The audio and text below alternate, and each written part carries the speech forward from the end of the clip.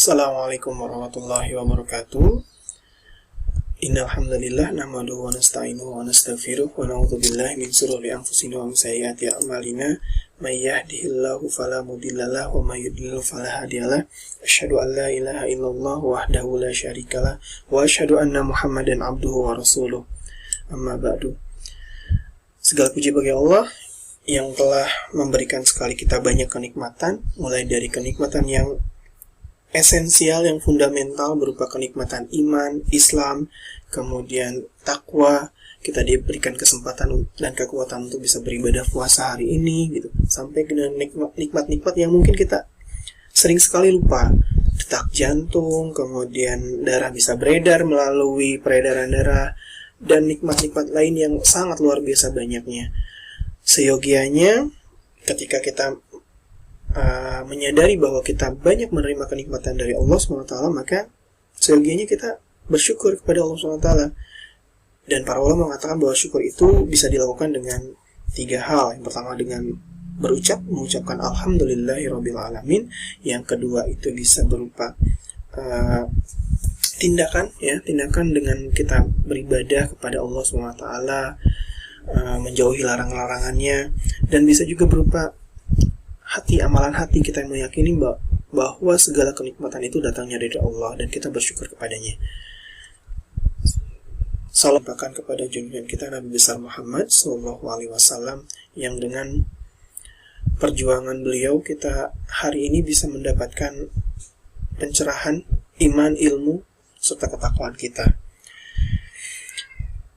Salah satu kebaikan bagi seorang muslim adalah dia senantiasa bersalawat kepada Nabi Muhammad SAW. Kenapa? Karena dengan dia senantiasa bersalawat, itu artinya dia senantiasa mengingat Rasulullah. Dan ketika dia mengingat Rasulullah, maka dia akan mengingat kebaikan yang Rasulullah SAW ajarkan kepada kita, umatnya. Baik, alhamdulillahirrabbilalamin, atas berkat rahmat Allah, kita bisa bertemu, meskipun tidak secara langsung, tapi secara virtual di kegiatan agenda Ramadan SMP 49 Jakarta. Mudah-mudahan dengan kegiatan ini kita bisa menambah pengetahuan, hasanah keislaman, dan tentunya ujungnya adalah kita bisa bertambah keimanan dan ketakwaan kita kepada Allah SWT. Baik anak-anak yang Bapak sayangi dan Bapak banggakan, untuk sesi kali ini Bapak diberikan tugas untuk memberikan materi tentang sholat. Sholat seperti yang kita tahu bersama adalah amalan yang paling utama setelah syahadat bagi seorang muslim. Salat juga merupakan tiang agama yang jika seorang muslim itu tidak melaksanakan salat, maka otomatis dia telah menghancurkan bangunan agamanya sendiri. Ya, gitu. Ada banyak orang muslim yang kemudian seolah tidak terlalu mementingkan sholatnya. Sering dia meninggalkan sholat, kemudian sering dia melalaikan sholatnya gitu. Kenapa? Karena mereka belum terlalu yakin tentang keberadaan hari kiamat nanti gitu ya.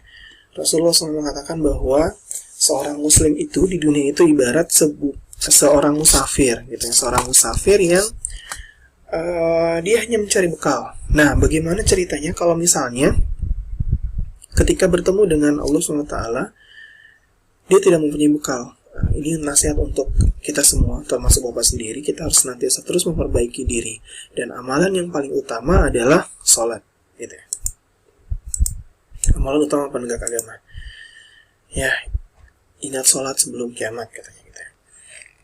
Oke, kita mulai dengan pengertian. Secara bahasa, sholat itu berarti doa. Sholat sama dengan doa. Ini bisa kita lihat di surat At-Taubah ayat 103. Khudh min amwalihim shadaqat antuzak, ayat seperti itu. Khudh amwalihim shadaqah. Dan kemudian di pertengahan ayatnya ada wasalla anhum gitu. Nah, sholat itu berarti di situ diartikan sebagai doa gitu, dan berdoalah kepada Allah SWT gitu ya. Nah, bisa juga sholat berarti rahmat. Ini bisa dilihat di surat Al-Ahzab ayat 43. Nah, tapi secara terminologi atau secara keilmuan fikih, sholat itu adalah suatu ibadah yang terdiri dari beberapa ucapan dan perbuatan yang diawali dengan takbiratul ihram dan diakhiri dengan salam, gitu ya. Itu namanya sholat.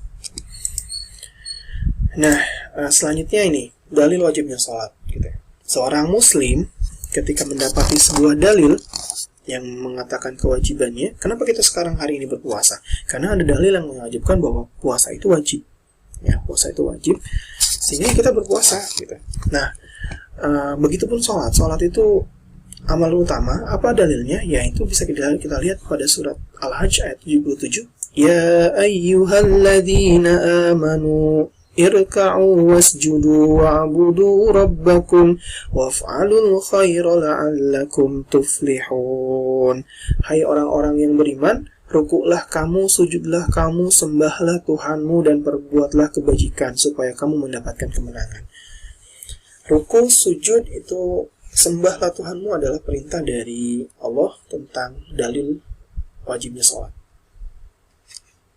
Ketika sudah ada dalil dari Al-Quran yang mengatakan bahwa wajib sholat, maka tidak ada satu alasan apapun yang kemudian seorang muslim bisa meninggalkan sholat. Seperti itu ya. Ditambah lagi dengan hadis sahih dari Rasulullah SAW yang diriwayatkan oleh hadis Bukhari dan Muslim. Bunyal Islam alal khams, syahadatu an la ilaha illallah wa anna Muhammadar Rasulullah wa iqamatus shalah wa ita'uz zakah wa hijjul baiti wa shaum Ramadan. Islam itu didirikan di atas 5 perkara, yaitu bersaksi bahwa tiada sembahan kecuali Allah, Muhammad adalah utusan Allah, mendirikan sholat, mengeluarkan zakat, mengerjakan haji ke Baitullah, dan berpuasa pada bulan Ramadan. Nah, itu dalilnya.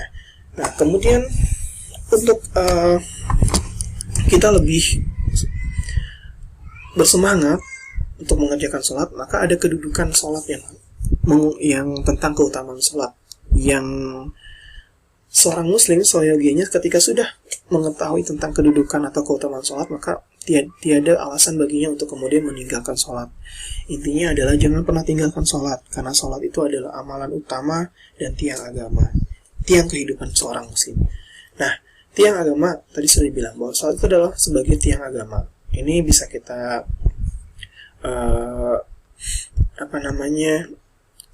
lihat pada hadis Ahmad dan Tirmizi. Pokok setiap masalah adalah Islam, dan tiangnya ialah sholat, dan puncaknya ialah jihad fisabilillah. Rasul amri Islam wa amuduhu as-sholah wa darwatu sanamihi al-jihad fisabilillah. Nah, itu as-sholatu imaduddin, ini ungkapan yang terkenal. Sholat itu adalah tiang agama.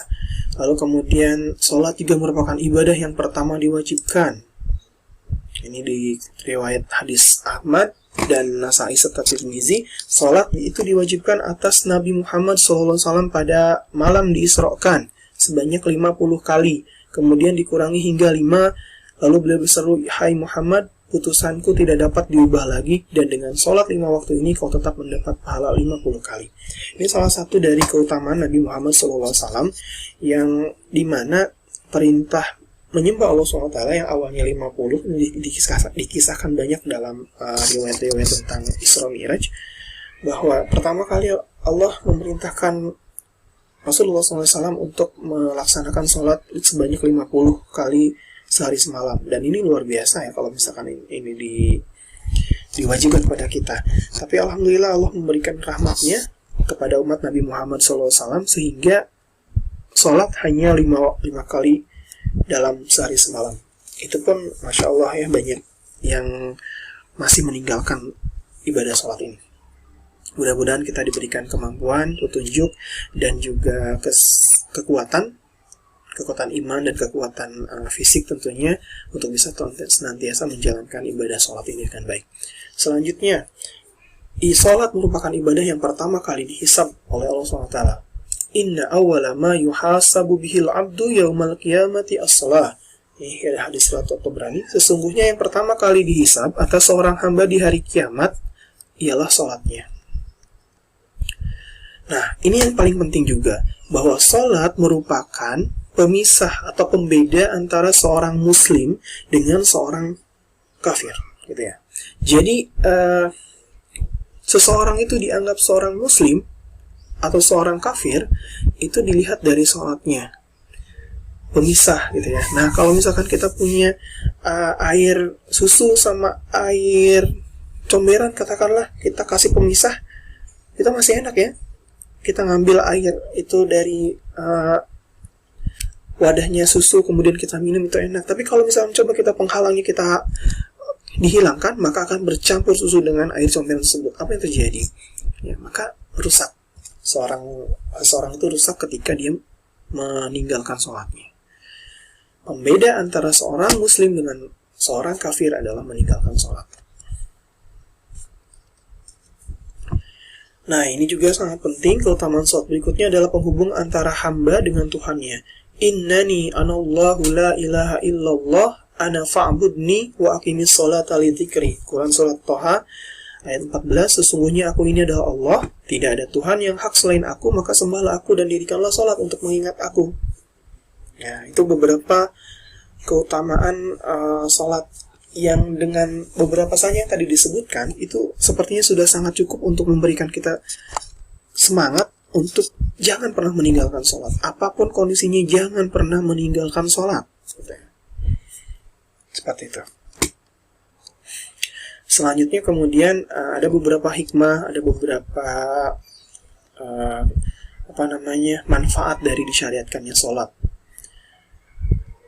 Ini pertama adalah sholat itu mencegah perbuatan keji dan mungkar. Inna sholata tanha 'anil fahsya'i wal munkar. Sesungguhnya sholat itu mencegah perbuatan keji dan mungkar, gitu ya. Nah, kemudian mungkin banyak pertanyaan juga. Itu banyak yang sholat tapi masih berbohong, masih berdusta, masih banyak melakukan perbuatan buruk, gitu ya. Bukan sholatnya yang salah, tapi dirinya sendiri ketika melakukan sholat mungkin belum betul secara syariat, mungkin juga belum khusyuk dan seterusnya. Mendidik menjadi pribadi disiplin. Nah, ini penting karena sholat itu kan sudah ditetapkan waktunya.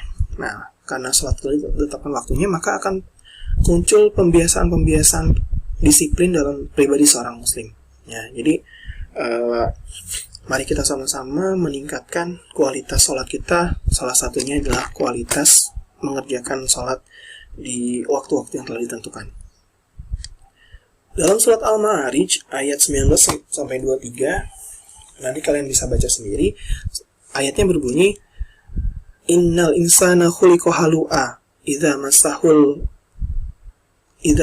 syarru jazua wa idza massahul khairu manu'a. Sesungguhnya manusia itu diciptakan dalam kondisi keluh kesah, gitu ya. Ketika diberikan madarat atau kejelekan, dia merasa berat banget. Tapi ketika diberikan kemudahan atau kemanfaatan, dia lupa diri, kayak gitu. Nah, sholat menjadikan diri kita ketika mendapatkan musibah atau hal yang tidak mengenakan, maka kita akan mengadu kepada Allah SWT. Ya Allah, sungguh aku mendapatkan permasalahan yang cukup berat, tolonglah aku. Jadi menjadikan pribadi ini pribadi yang gak cengeng, pribadi yang tangguh, pribadi yang kalau dihadapi dengan situasi A, B, C, dan seterusnya, itu akan tetap survive, gitu ya. Nah, selanjutnya meninggikan derajat seorang muslim. Ini jelas ya, membersihkan kesalahan dan doa. Dalam hadis Rasulullah SAW dikatakan bahwa Rasulullah SAW bertanya kepada para sahabatnya, wahai para sahabatku, apa yang terjadi? Ini intisarinya ya, apa yang terjadi pada seseorang yang 5 kali mandi, gitu ya, 5 kali mandi sehari semalam. Maka para sahabat bilang, orang itu pasti bersih ya Rasulullah, gitu ya, pasti itu bersih. Nah, kenapa bersih? Karena 5 kali mandi. Begitupun dengan dosa seorang muslim yang melakukan sholat 5 kali sehari semalam. Nah, karena dikatakan bahwa sholat itu adalah penghapus dosa antara satu waktu sholat ke waktu sholat berikutnya, gitu. Jadi zuhur kita sholat, kemudian selang waktu zuhur sampai asar misalnya kita melakukan dosa atau kesalahan gitu kan, kesalahan-kesalahan yang kecil tentunya ya, kesalahan-kesalahan yang kecil. Maka ketika kita sholat asar, kesalahan-kesalahan antara zuhur dan asar itu kemudian di antara hikmah disyariatkannya sholat yang lainnya adalah melatih hidup secara tertib dan teratur, kemudian mengajarkan sifat tawadu. Nah, karena ini penting juga. Kenapa sekarang saat ini banyak sekali orang-orang yang sombong? Salah satunya adalah mereka sedikit sekali untuk mengingat keagungan dari Allah SWT. Nah, dan melalui sholat kita diajarkan untuk senantiasa merendahkan diri kita, di hadapan Tuhan yang Maha Kuasa gitu. Karena kita tahu sendiri bahwa memang Allah adalah Sang Pencipta, Sang Penguasa, dan kita hanya sosok makhluk yang lemah kayak gitu.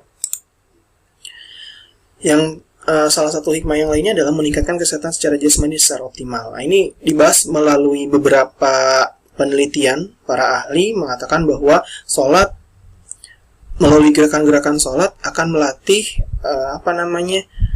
persendian maupun aliran darah yang selama ini mungkin jarang sekali bisa terjadi kecuali hanya lewat gerakan-gerakan sholat gitu. Itu salah satu hikmah yang secara jasmani, tapi itu bukan merupakan tujuan dari sholat, karena tujuan sholat adalah zikri, untuk mengingat Allah SWT. Nah, ini yang paling penting lagi. Intinya adalah jangan pernah meninggalkan sholat dalam kondisi apapun. Dalam kondisi apapun, maka kita harus senantiasa melakukan sholat mengingat Allah SWT. Nah, sekarang bagaimana hukum meninggalkan sholat? Ya, hukum meninggalkan sholat bisa kita bagi menjadi beberapa klasifikasi. Yang pertama adalah kalau dia sengaja meninggalkan sholat dan tidak menerima kewajiban sholat atau menentang kewajiban sholat, maka dia dinyatakan sebagai kafir atau murtad secara syar'i, secara syariat gitu ya. Lalu kemudian jika sengaja meninggalkan sholat tapi masih mengakui kewajiban sholat tersebut, maka dia dikatakan sebagai kafir amali. Nah, jika meninggalkan sholat dengan tidak sengaja, kemudian dia mengakui bahwa wajib menunaikan sholat yang terluput itu. Misalnya, kalau untuk kondisi yang ketiga ini, misalnya adalah kita lupa gitu. Kita lupa melaksanakan sholat zuhur, padahal karena saking sibuknya gitu ya. Nah, dia tidak sengaja, dia lupa gitu. Dan dia tetap mengakui bahwa wajib sholat hukumnya gitu. Nah, maka untuk yang seperti ini kita wajib menunaikan sholat yang terluput itu gitu ya. Atau misalnya kita tidur sebelum maghrib, kita tidur, kemudian kita terbangun pada setelah isya gitu ya, setelah waktu sholat isya, maka ya kita tunaikan sholat wajib maghrib yang terluput tersebut gitu. Kemudian ini Bapak sampaikan untuk mengingatkan bahwa yang wajib melaksanakan sholat adalah, yang pertama adalah yang orang Islam pasti. Jadi selama kita mengaku bahwa agama kita Islam, kemudian kita memiliki akal, kita balik itu secara umur sudah dikatakan dewasa, sudah bisa membedakan antara yang baik dan yang buruk, maka itu sudah dikatakan sebagai memiliki kondisi yang balik gitu. Dan Bapak yakin kalian semua sudah balik gitu. Nah, jika kalian masih beragama Islam, kemudian masih memiliki akal dan sudah balik, maka wajib hukumnya sholat. Maka kembali lagi ke tema kita, jangan pernah tinggalkan sholat. Nah, Bapak juga ingatkan untuk tata cara sholat, karena ini penting, karena Rasulullah SAW pernah bersabda, "Shollu kama ra'aitumuni usolli." Sholatlah kalian sebagaimana kalian melihatku, atau Rasulullah SAW sholat. Maka kaifiat sholat atau tata cara sholat memang sudah ditentukan gitu ya. Jadi kita tinggal mengikuti bagaimana takbiratul ihramnya, bagaimana rukuknya, bagaimana duduknya, bagaimana bacaannya gitu. Memang banyak riwayat tentang kemudahan atau perbedaan atau variasi dari bacaan maupun gerakan sholat. Tapi selama itu masih ada dalilnya, maka kita tetap harus menerima dan menghargai tersebut. Ya, yang salah adalah ketika kita sholat dengan semau-mau kita. Misalnya sholat subuh karena kita lagi semangat 4 rakaat, gak bisa kayak gitu ya.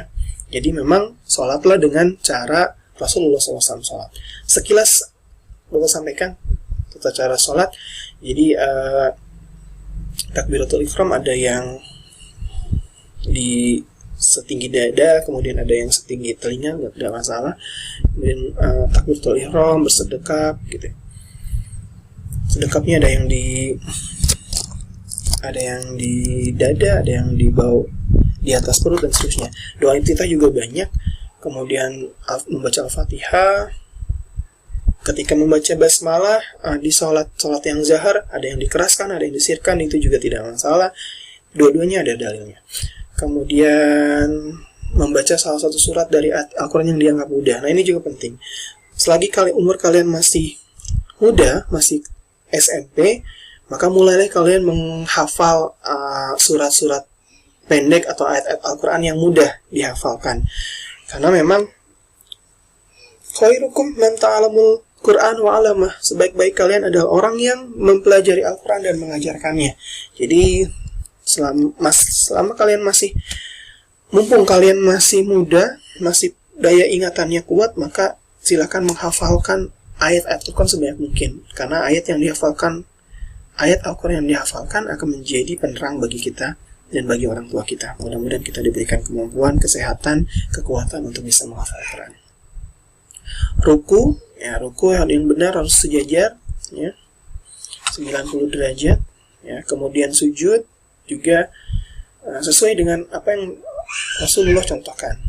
Sujud, kakinya tegak, kemudian nempel dahi, hidung, tangannya terangkat seperti ini, tidak seperti posisi hewan, gitu ya. Ini duduk iftirosh untuk antara dua sujud, kemudian dan seterusnya, dan rokat-rokat selanjutnya kayak gitu. Ini nanti kalian bisa pelajari lagi, dan Bapak yakin juga kalian sudah belajar tentang tata cara sholat. Tolong dibenarkan lagi. Nah, selanjutnya poin penting pengingat yang lainnya adalah sholat fardu berjamaah sebaiknya dilaksanakan di masjid atau musola gitu ya. Nah, ini tentunya kalau dalam kondisi yang normal, ya, tidak dalam saat ini ketika kita di dalam kondisi yang pandemik seperti ini, ya. Karena kalau dalam kondisi seperti ini, para ulama dan para umaro, pemerintah kita sudah memberikan panduan untuk berjamaah di rumah atau melakukan ibadah di rumah gitu. Ini kalau dalam kondisi yang normal, kondisi yang sehat, kita harus sebagai seorang laki-laki itu berjamaah di masjid atau di musola. Nah, keutamaannya laki-laki berjamaah di masjid, sementara kalau perempuan di rumah, ya. Bahkan ada yang mengatakan, para ulama mengatakan bahwa wajib hukumnya sholat berjamaah di masjid itu bagi laki-laki itu wajib. Nah, sekali lagi itu perbedaan dari pendapat para ulama. Nah, mengingatkan kembali ketika sholat berjamaah, Bapak ini sering menemukan ketika di sekolah berjamaah gitu kan, ini safnya masih berantakan. Jadi kalau berjamaah tolong rapikan safnya, karena lafadznya saf merupakan keutamaan atau kesempurnaan sholat berjamaah gitu ya, seperti inilah. Kemudian yang selanjutnya adalah, nah, tolong ketika perbaiki sholat berjamaah kita, ketika memang sudah waktunya sholat, maka tidak ada lagi aktivitas lain. Bahkan kalau misalnya kalian masuk ke masjid, sudah selesai aktivitas kalian, bercanda, kemudian ngobrol, selesai, kita akan menghadap kepada Allah SWT, maka lakukan dengan penuh kehusuan gitu ya. Mulai dari masuk masjid, lalu kemudian ikomat, sudah kita langsung siap untuk menghadap kepada Allah SWT. Ini juga penting untuk diperhatikan. Siapapun dilarang lewat di depan orang yang sedang sholat dengan batas 3 hasta, gitu ya. Jadi tidak diperbolehkan untuk kalian lewat di depan orang sholat gitu, yang dengan batas 3 hasta, gitu ya. Ini juga pengingat yang lainnya, jangan pernah tinggalkan sholat Jumat, karena sholat ini adalah apa istilahnya? Sholat penghapus dosa pekanan gitu ya, gitu kayak gitu. Nah, ini dalil wajib sholat Jumat ada di Quran surat Al-Jumu'ah ayat 9 gitu ya. Nah, ini tadi sudah dijelaskan bahwa sholat memiliki berbagai macam keutamaan itu atau hikmah, salah satunya adalah efek medis di dalam dunia sholat gitu ya. Menguatkan otot, melancarkan aliran darah, mengembalikan fungsi tulang belakang, i'tidal, melancarkan pencernaan, sujud, mengalirkan oksigen, dan seterusnya. Ini hanya salah satu hikmah atau manfaat yang itu bukan dan ini bukan tujuan. Tapi kalau dilaksanakan dengan baik, dengan sesuai dengan tuntunan Rasulullah, maka kita akan mendapatkan sekaligus ya pahala sholatnya kita dapat, kemudian efek medisnya kita juga dapat. Maka sholatlah dengan khusyuk, penuh dengan ketawaduan, tunduk, hening, takut, tenang, merendahkan diri. Karena sejatinya memang kita sedang sholat itu adalah sedang merendahkan diri kepada Sang Pencipta kita. Firman Allah SWT, Qad aflahal mu'minun alladzina hum fi sholatihim khoshi'un. Sungguh beruntung orang-orang yang beriman, yaitu orang-orang yang dalam sholatnya khusyuk. Orang yang sholatnya khusyuk, maka akan Allah berikan ganjaran Jannatul Firdaus, surga Firdaus. Semoga kita sekali lagi diberikan kekuatan, kemampuan untuk senantiasa bisa lebih baik dalam sholat kita menjadi lebih khusyuk. Ini ada beberapa kiat sholat khusyuk. Persiapannya, kemudian ikhlas beramal karena Allah, memahami dan merenungkan setiap bacaan sholat. Ayo kita coba untuk mempelajari dan memahami bacaan sholat yang kita baca.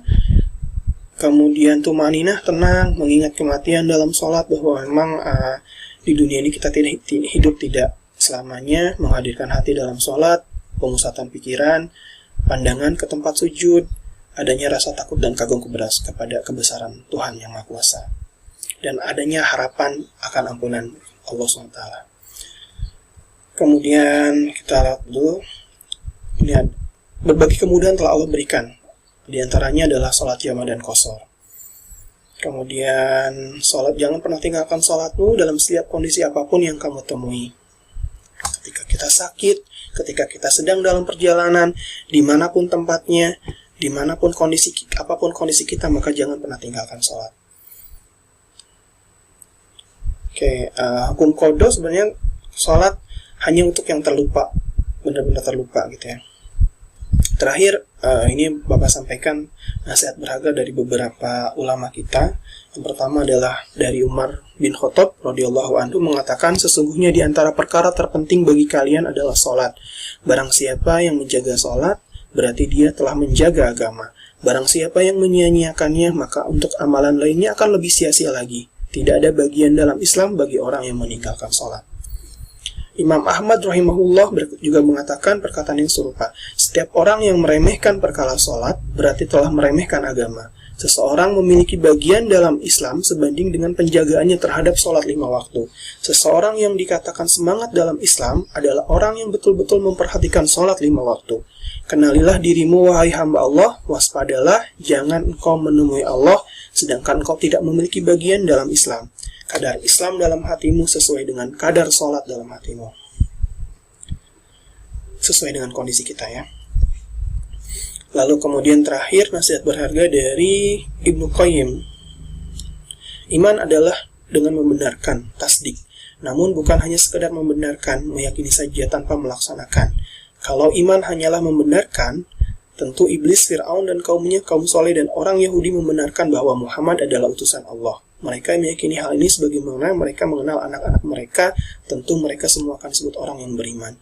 Intinya, ketika kita mengaku beriman kepada Allah SWT, mengaku sebagai orang Islam, maka jangan pernah tinggalkan sholat. Karena sholat adalah tiang agama, sholat adalah amalan yang pertama kali dihisab, dan sholat adalah pembeda antara seorang muslim dan seorang kafir.